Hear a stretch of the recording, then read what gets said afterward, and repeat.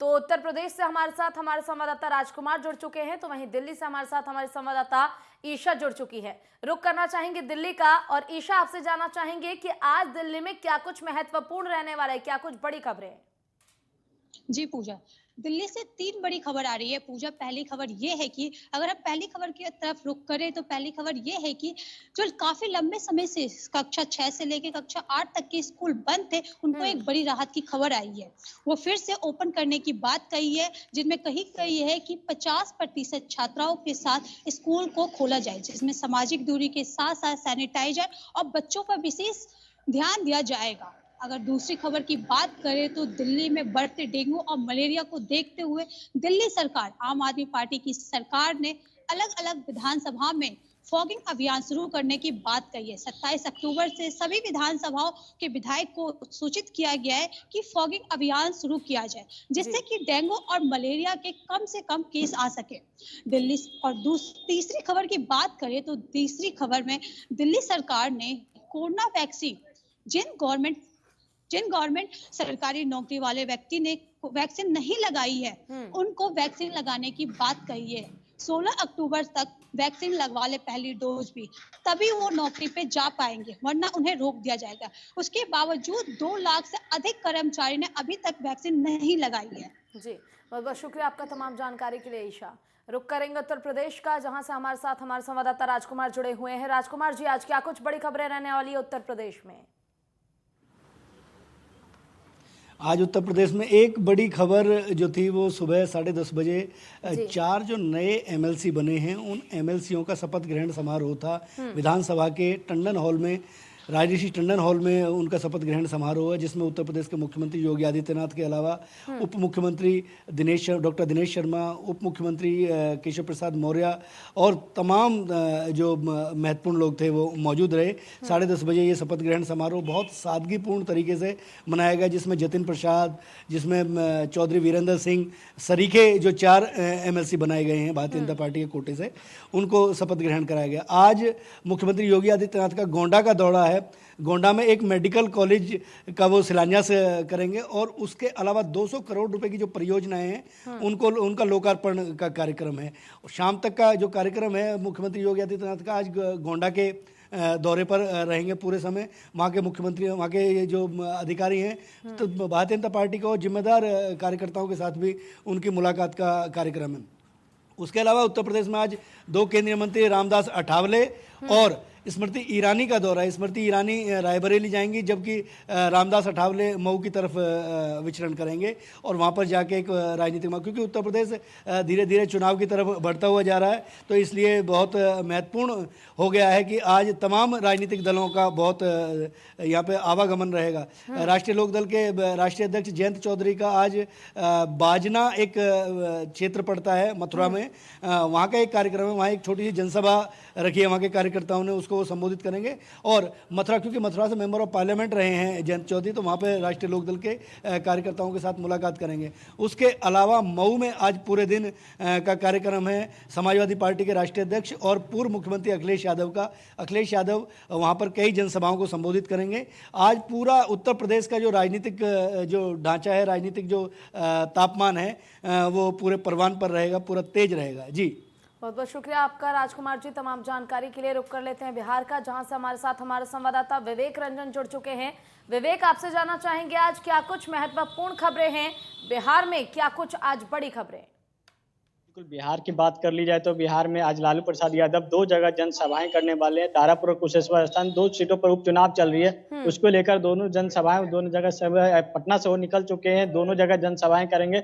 ऐसे में दूसरी खबर की बात की जाए तो दूसरी खबर में कल नीतीश कुमार जब अपने जनसभाएं से लौट रहे थे, तो उस दरमियान लालू प्रसाद यादव के बारे में जब पत्रकार लोग ने सवाल किया कि लालू प्रसाद यादव बोल रहे हैं कि हम बिहार आए हैं नीतीश कुमार को सफाए के लिए ही, लेकिन जब उन्होंने हंसते हुए मिजाज से बोला था कि अगर लालू प्रसाद यादव चाहे तो हमको गोली मरवा दे, ऐसे में लेकर जो कहा जाए तो सियासत तेज हो गई। और तीसरी खबर की बात की जाए तो दोनों धुरंधर नेता आज जो कांग्रेस की तरफ से बोला जाए या आरजेडी या जेडीयू जो एनडीए की तरफ से, तीनों नेता आज अपने जनसभा में संबोधित करेंगे। दोनों जगह जनसभाएं रहेंगे। ऐसे लालू प्रसाद यादव की 2 जगह जनसभाएं, तारापुर और कुशेश्वर स्थान, दोनों जगह पे एक एक जगह पे जनसभाएं करेंगे, उसके बाद वो अपने पटना वो अपने आवास पे लौटेंगे। जी जी बिल्कुल विवेक, ऐसे में आपसे ये भी जानना चाहेंगे, जिस तरह से जो उपचुनाव है उसको लेकर सरगर्मी काफी ज्यादा तेज हो गई है। खुद जो सुप्रीमो हैं लालू प्रसाद यादव वो बिहार पहुंचे हैं प्रचार प्रसार के लिए, लेकिन ऐसे में दोनों पार्टी की ओर से, चाहे बात की जाए आरजेडी की, फिर चाहे बात करें जेडीयू की, दोनों की ओर से कटाक्ष लगातार जारी है। जी बिल्कुल, जिस तरीके से एक एक शब्द पर पलटवार हो रही है। जब कल की बात कर ली जाए तो कल मुख्यमंत्री नीतीश कुमार जब अपने जनसभा से लौट रहे थे, उस दरमियान लालू प्रसाद यादव पे कटाक्ष करते हुए कहा था कि लालू यादव चाहे तो हमें मरवा दे, गोली मरवा दे, इस तरीके से शब्द का इस्तेमाल किया गया था। वहीं आज बात कर ली था जेडीयू के जो एमएलसी और प्रवक्ता नीरज कुमार, जब लालू प्रसाद यादव यहाँ से जनसभा के लिए लौटे थे तो उन्होंने कहा कि कहाँ वो जाएंगे, तारापुर कुशेश्वर स्थान, जिन जगह में उनकी जनसभाएं हैं वहां पर तो अब इंजीनियरिंग कॉलेज हो गए। उस कॉलेज में तो चरवाहा कॉलेज रहता था, वो अब इंजीनियरिंग और पॉलिटिकल कॉलेज हो गए। तो वहां पे कैसे जाके जनता को मुंह दिखाएंगे, किस उद्देश्य से जा रहे हैं, क्या जनता इनको अपना भरोसा जताएगी। चलिए विवेक, आप बने रहिएगा। आप सीधे रुक कर लेते हैं छत्तीसगढ़ का, जहां से हमारे साथ हमारे संवाददाता उत्पल सेन गुप्ता जुड़ चुके हैं। उत्पल, क्या कुछ आज खास रहने वाला है छत्तीसगढ़ में? देखिए, आज हमारी जो सारी महत्वपूर्ण खबरें हैं वो सारी राजधानी रायपुर से जुड़ी हुई है। सबसे पहली खबरों की अगर हम शुरुआत करें तो कल से यानी 28 अक्टूबर से 3 दिवसीय राष्ट्रीय आदिवासी नृत्य महोत्सव का आयोजन मुख्यमंत्री द्वारा कराया गया है। ये कल से शुरू होगा, जिसमें भारत के कई राज्य सहित विदेश सहित 8 देशों से लोग आ रहे हैं। ये इसी कड़ी में कल 3 देश आ गए हैं, जहाँ फिलिस्तीन, श्रीलंका और नाइजीरिया 3 देश आए गए हैं, जहां पर उन्होंने भारत को सबसे अच्छा भ्रमण के लिए जगह बताया। साथ ही उन्होंने जब छत्तीसगढ़ की राजधानी रायपुर प्रवेश किया तो उन्होंने भूरी भूरी प्रशंसा की, अपने स्वागत की भूरी भूरी प्रशंसा की। इसके साथ ही उन्होंने कहा कि हम इस कार्यक्रम का हिस्सा बनकर अपने आप को अभिभूत और गौरवान्वित महसूस कर रहे हैं। इसी के साथ अगर दूसरी बड़ी खबर की बात करें तो नेशनल ग्रीन ट्रिब्यूनल के दिशा निर्देश पर राज्य शासन ने कड़े निर्देश देते हुए सिर्फ दिवाली में 2 घंटे ही पटाखे फोड़ने के आदेश जारी कर दिए हैं। दरअसल नेशनल ग्रीन ट्रिब्यूनल के दिशा निर्देश पर पटाखे फोड़ने संबंधी वायु की गुणवत्ता जिस शहर में कम, मध्यम या संतोषजनक होगी वहां केवल हरित पटाखे फोड़े जाएंगे। इसके साथ ही दीपावली हो, छठ पूजा हो, इसके साथ ही क्रिसमस हो या गुरु पर्व हो, सब त्योहार के लिए 2 घंटे का ही पटाखे फोड़ने का समय तय किया गया है। इसके साथ ही अगर तीसरी बड़ी खबर की बात करें तो मुख्यमंत्री ने कांकेर जिले के 53 गांव को नारायणपुर जिले में एडजस्ट करने के लिए केंद्र सरकार को संशोधन के लिए लिस्ट भेज दी है। दरअसल कांकेर जिले के अंतरगढ़ ब्लॉक के ये 53 गांव बड़ी सुविधा के लिए जूझ रहे थे, निकासी सूचना के लिए जूझ रहे थे। इसके साथ ही प्रशासनिक दृष्टिकोण से ये 53 गांव को कांकेर जिले से हटाकर नारायणपुर में जोड़ना अति आवश्यक था, जिसके लिए उन्होंने केंद्र शासन को इसके लिए आदेश भेजा हुआ है। इसके साथ ही अगर हम चौथी बड़ी खबर की बात करें तो प्रदेश में 2 करोड़ 26 लाख लोगों को टीकाकरण हो चुका है, जिसके चलते ही ये बड़ा असर देखा जा रहा है कि कोरोना का प्रकोप जो है प्रदेश में कम है। 2 करोड़ 26 लाख में 1.5 करोड़ से ज्यादा लोगों को पहला डोज लग चुका है, वहीं 70 लाख के करीब लोगों को दूसरा डोज लग चुका है। इसी कड़ी में 2 करोड़ 26 लाख का जो आंकड़ा है काफी राहत देने वाला है, जिसके कारण स्वास्थ्य विभाग सहित प्रदेश सरकार भी राहत बड़ी सांस ले रही है। आगामी में त्योहार को भी देखते हुए ये काफी राहत के लिए खबर है। पूजा, चलिए आप बने रहिएगा उत्पल हमारे साथ उत्तराखंड से हमारे संवाददाता ज्ञानेंद्र तिवारी जुड़ चुके हैं। ज्ञानेंद्र, आपसे जानना चाहेंगे उत्तराखंड में आज क्या कुछ खास है? देखिए, उत्तराखंड की बात करें तो उत्तराखंड में जिस तरीके से कहीं ना कहीं सियासी गलियारों में जो चर्चाएं हैं दल बदल को लेके कहीं ना कहीं गर्माती हुई नजर आ रही है, क्योंकि जिस तरीके से हरक सिंह रावत और हरीश रावत के बीच जो नजदीकियां हैं, भाईचारा है, वो बढ़ता हुआ नजर आ रहा है। और ऐसे में इस बात को लेके भाजपा के अंदर कहीं ना कहीं घबराहट जो है वो साफ तौर पर देखी जा सकती है कि इस तरीके से हरक सिंह रावत से भाजपा के प्रदेश अध्यक्ष ने मुलाकात की है, और अब जिस तरीके से हरक सिंह रावत और जो भाजपा के ही विधायक हैं उमेश शर्मा काऊ, उनको मनाने के लिए जो विजय बहुगुणा का भाजपा ने सहारा लिया और विजय बहुगुणा इन दोनों के आवास पहुंच के इनसे मुलाकात की है और साफ तौर पे इन्हें मनाने की जो कोशिश है वो की जा रही है। लेकिन जिस तरीके से इन दोनों की मुलाकात रही है, साफ तौर पे हरक सिंह रावत साफ साफ मीडिया के सामने आने पे और जिस तरीके से इन सभी बातों से नकार रहे हैं और साफ तौर पे कह रहे हैं कि अभी कोई ऐसी स्थिति नहीं है, कोई ऐसा बदलाव नहीं है। लेकिन उनके जिस तरीके से बयान है, साफ तौर पे हरक सिंह रावत जिस तरीके से कहते हुए नजर आ रहे हैं कि जीवन की गारंटी नहीं है तो बाकी चीज, किसी भी चीज की क्या गारंटी ली जा सकती है। ऐसे में ये कहा जा रहा है कि हरक सिंह रावत जिस तरीके से हरीश रावत के को लेके उनके जो सुर बदले हैं, नरम हुए हैं, क्योंकि दोनों के बीच जो दुश्मनी है वो किसी से छुपा नहीं है और ऐसे में एक दोस्ती दोनों के बीच बनती नजर आ रही है। तो साफ तौर पे कई तरह के सवाल जो हैं वो खड़े हो रहे हैं। ऐसे में भाजपा को इस बात को लेकर डर भी है कि क्या पता चुनाव आते आते कहीं ये जो बागी नेता है वो जो कमान है पार्टी न छोड़ दें, क्योंकि हमने देखा पिछले दिनों यशपाल आर्य जो कि कांग्रेस से ही बागी होकर भाजपा में शामिल हुए थे, वो अब फिर कांग्रेस में शामिल हो गए हैं। तो ऐसे में बागियों को साथ के रखने की जो जरूरत है भाजपा के अंदर, और एक डर भी देखने को मिल रहा है। और आज जिस तरीके से लगातार ये कोशिश भी कर रही है कांग्रेस कि अपने लोगों को साथ, भाजपा की अपने लोगों को साथ के रखा जाए। दूसरी तरफ अगर हम देखें, अमित शाह का दौरा है, 30 तारीख को वो देहरादून आ रहे हैं। एक बड़ी रैली को लेके जो मंथन है कहीं ना कहीं चल रही है भाजपा के अंदर, और देहरादून के अंदर एक बड़ी रैली कराने की जो योजना है वो भाजपा के अंदर चल रही है। और आज एक बड़ी बैठक इस बात को लेके भाजपा प्रदेश कार्यालय में इस वक्त चल रही है। और अमित शाह के दौरे को कहीं ना कहीं जिस तरीके से पूरे बुनाने की जो कवायद है वो भाजपा करना चाहती है, क्योंकि आगामी 2022 में विधानसभा का चुनाव है। और ठीक इसके पहले जिस तरीके से 30 तारीख को वो उत्तराखंड पहुंच रहे हैं, पहले भी इनके कार्यक्रम निर्धारित किए गए थे, चुनावी कार्यक्रम, लेकिन वो किन्हीं कारणों से स्थगित हो गए थे। और अब 30 तारीख को देहरादून पहुंचेंगे और एक बड़ी जनसभा को संबोधित करते हुए नजर आएंगे। और सीधा सीधा इसका जो फायदा है वो भाजपा आगामी चुनाव के मद्देनजर उठाना चाहती है। और तमाम जो तैयारियां हैं इसको लेकर प्रदेश कार्यालय में एक बैठक को संबोधित किया जा रहा है। कार्यक्रम की जो रूपरेखा है उस पर चर्चा किया जा रहा है। आपने बताया कि जो बागी नेताओं का दल बदल है वो लगातार जारी है। अब देखने वाली ये बात होगी कि कहीं चुनाव आते आते कहीं ऐसा ना हो कि जो बागी नेता है बीजेपी से दूसरे पार्टी में शामिल हो जाए। आप बनाए रखिएगा अपनी नजर इस खबर पर, आगे भी आपसे अपडेट लेंगे। लेकिन फिलहाल जम्मू कश्मीर से हमारे संवाददाता संजीव शर्मा हमारे साथ जुड़ चुके हैं। संजीव, आप क्या कुछ खास रहने वाला है जम्मू कश्मीर में जिस पर आपकी नजरें दिन भर बनी रहेंगी? जो अभी तक जो बाटातुड़िया में सेना का इनकाउंटर जारी है और जो जम्मू पुंछ नेशनल हाईवे है आज 13 दिन से वो भी बंद है।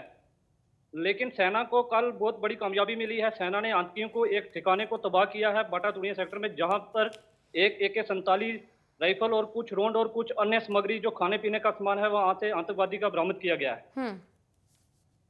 आपका बहुत बहुत शुक्रिया तमाम जानकारी के लिए संजीव। सीधे रुख करेंगे मध्य प्रदेश का, जहां से हमारे साथ हमारे संवाददाता अंकित पचौरी जुड़े हुए हैं लाइव। अंकित, आज क्या कुछ खास रहने वाले मध्य प्रदेश में? जो मध्य प्रदेश की बात करें तो जो आगामी अक्टूबर को मध्य प्रदेश में विधानसभा और लोकसभा के जो चुनाव होने हैं उसको लेकर के अब जो विपक्ष है वो कहीं न कहीं सरकार पर हमला करते दिखाई दे रहा है। अभी पूर्व मुख्यमंत्री कमलनाथ जो है उन्होंने सरकार पर निशाना साधा। उन्होंने कहा है कि जो स्वराज सरकार है वो अपने आप को किसान हितैषी मध्य प्रदेश में बताती है, लेकिन कहीं ना कहीं अब खाद का संकट किसानों के ऊपर मंडरा रहा है। लोगों को खाद नहीं मिल पा रहा है, किसान खाद की एक एक बोरी के लिए परेशान हो रहा है। तो कहीं ना कहीं जो आगामी लोकसभा और विधानसभा के जो मध्य प्रदेश में उपचुनाव जो होने हैं उसको लेकर के अब जो विपक्ष है वो अब सरकार पर लगातार हमला बोल रहा है। साथ ही दूसरी खबर की बात करें तो आज जो कृषि मंत्री है नरेंद्र सिंह तोमर वो यहाँ पर जो है भोपाल पहुंचे हैं। अब भोपाल से वो जो बुरहानपुर है जहाँ पर लोकसभा की चुनाव आगामी 30 अक्टूबर को होना है, वहां पर जाकर के जो है वहां कार्यकर्ताओं से मुलाकात करेंगे और जनसंवाद करेंगे। पूजा जी अंकित, जिस तरह से आपने बताया तो ऐसे में आपसे ये भी जानना चाहेंगे कि फिलहाल जिस तरह हम देख रहे हैं कि लगातार कोरोना के मामले बढ़ते जा रहे हैं, इसको लेकर फिलहाल क्या स्थिति है वहां पर?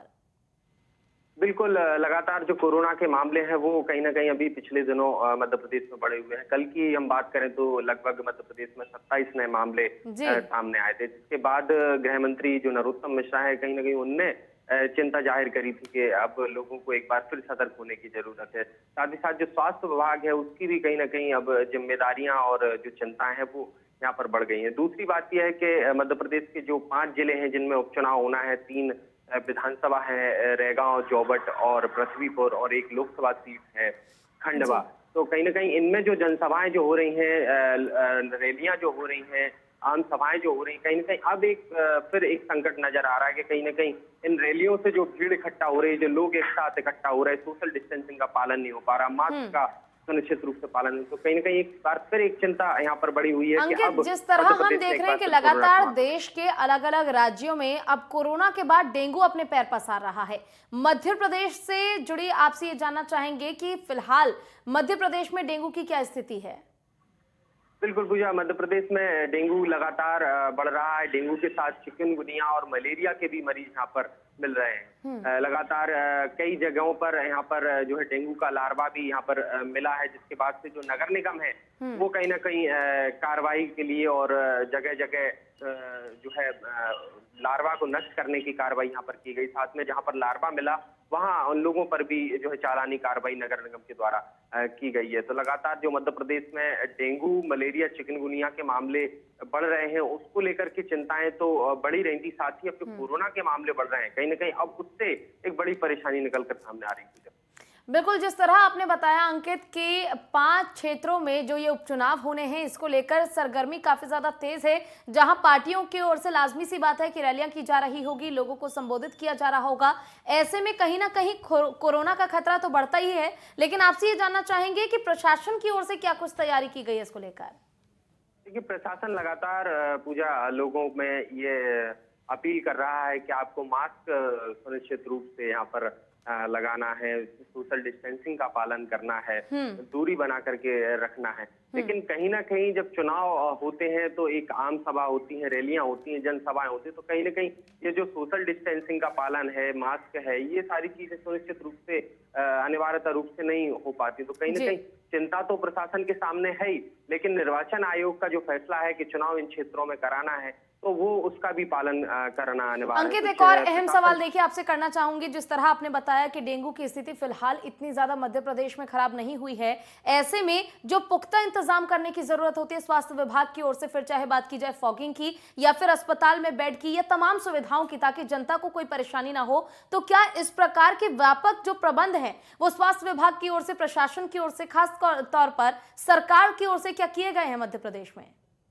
बिल्कुल पूजा, मध्य प्रदेश में स्वास्थ्य विभाग और जो नगर निगम है उस अमले ने लगातार जो डेंगू को खत्म करने का अभियान है वो यहाँ पर चलाया जा रहा है। मच्छरों से निजात पाने के लिए धुआं यहाँ पर छोड़ा जा रहा है। साथ ही जो लार्वा है उसकी टेस्टिंग अभी जगह जगह नगर निगम का जो अमला है वो कर रहा है। कहीं भी जो पानी का भराव क्षेत्र है, घर की छत है, इन सब चीजों की जांच भी यहाँ पर की जा रही है। साथ में जो अस्पताल की हम बात करें, स्वास्थ्य विभाग की बात करें, तो लगातार जो बेड हैं उनकी व्यवस्थाएं भी मध्य प्रदेश में सुनिश्चित रूप से कर दी गए हैं। चाहे राजधानी भोपाल की हम बात करें तो जो 1250 हॉस्पिटल है और जो हमीदिया अस्पताल है वहां पर बेडों की संख्या बढ़ाई गई है। अलग से डेंगू के और मलेरिया के वार्ड बनाए गए हैं। तो कहीं ना कहीं स्वास्थ्य विभाग ने तैयारियां यहाँ पर पूरी कर रखी हैं कि अगर डेंगू और चिकनगुनिया या फिर मलेरिया के मामले यहाँ पर बढ़ते हैं तो उसके लिए जो स्वास्थ्य विभाग है वो